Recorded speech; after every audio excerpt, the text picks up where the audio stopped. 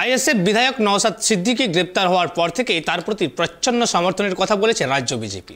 এমনকি রাজ্য বিজেপির সংখ্যালঘু সেলের প্রতিনিধিদের নওশাদের মুক্তির দাবিতে পথে নামতেও দেখা গিয়েছিল। আর এবার ফের নওশাদের মুক্তির দাবিতে সরব হলেন বিরোধী দলনেতা শুভেন্দু অধিকারী।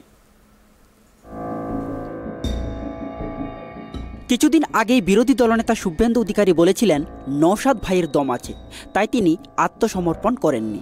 এবার তিনি বলেছেন নওশাদের জন্য রাস্তায় নেমে আন্দোলন করতে হবে। যেভাবে সিএএ এনআরসির প্রতিবাদে রাস্তায় নেমে আন্দোলন হয়েছিল, এবারেও সেই আন্দোলনের কথা বললেন তিনি। সাগরদিঘি উপনির্বাচনের আগে শুক্রবার সেখানে প্রচারে যান বিজেপি বিধায়ক। রাজ্য সরকার তথা তৃণমূলকে কটাক্ষ করে এমন বার্তায় দিয়েছেন তিনি। দিন কয়েক আগে স্পিকার বিমান বন্দ্যোপাধ্যায় বলেছিলেন, আমি ব্যক্তিগতভাবে মনে করি এতদিন জেলে নওশাদকে রাখার কোনো মানে হয় না। বিচারপতি স্বতঃপ্রণোদিতভাবে মামলা নিতে পারেন বলেও দাবি করেছিলেন তিনি। আবার শুক্রবার একই ইস্যুতে তাকে বলতে শোনা যায়, নওশাদকে নিয়ে আইনের পথে চলবে, আইনের ঊর্ধ্বে কেউ নয়, বিধায়ক হিসেবে প্রিভিলেজ পাবে ভাবার কোনো কারণ নেই। সেই প্রসঙ্গে এদিন শুভেন্দু বলেন, বিধানসভার অধ্যক্ষ হিসেবে বলছেন না, তৃণমূল কংগ্রেসের নেতা হিসেবে বলেছেন, সেটা আগে ভাবতে হবে। আর তার দয়ার দানে নওশাদ ভাইরা নেই, তারা উচ্চ আদালতে গিয়েছিলেন, আইনি প্রক্রিয়ায় মুক্তি পাবেন। একই সঙ্গে আইএসএফকে বার্তা দেন শুভেন্দু, বলেন নওশাদ ভাইয়ের জন্য আন্দোলনটা করতে হবে।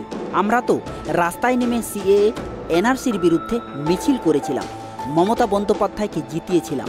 রাস্তায় নেমে নওশাদকে মুক্তি করান, আমাদের শুভেচ্ছা আছে।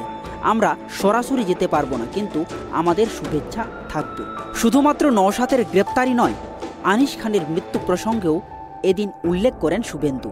তার দাবি, বকটুই থেকে শুরু করে আনিস খানের মৃত্যু রাজ্য সরকার যা করেছে তা অনেকেই বুঝে গিয়েছেন।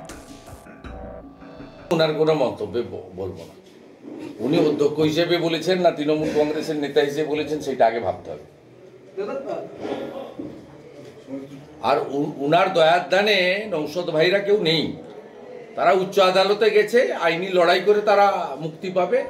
তবে আমি তাদেরকে বলবো যে আপনাদের আন্দোলনটাও করতে হবে।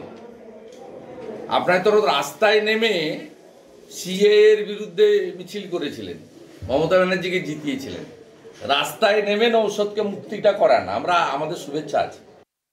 প্রসঙ্গত গত 21শে জানুয়ারি গ্রেপ্তার হয়েছিলেন নওশাদ সিদ্দিকী। তারপর থেকে একের পর এক মামলায় পুলিশ হেফাজতে রয়েছে বিধায়ক Naushad Siddiqui. Bureau report, tribe TV.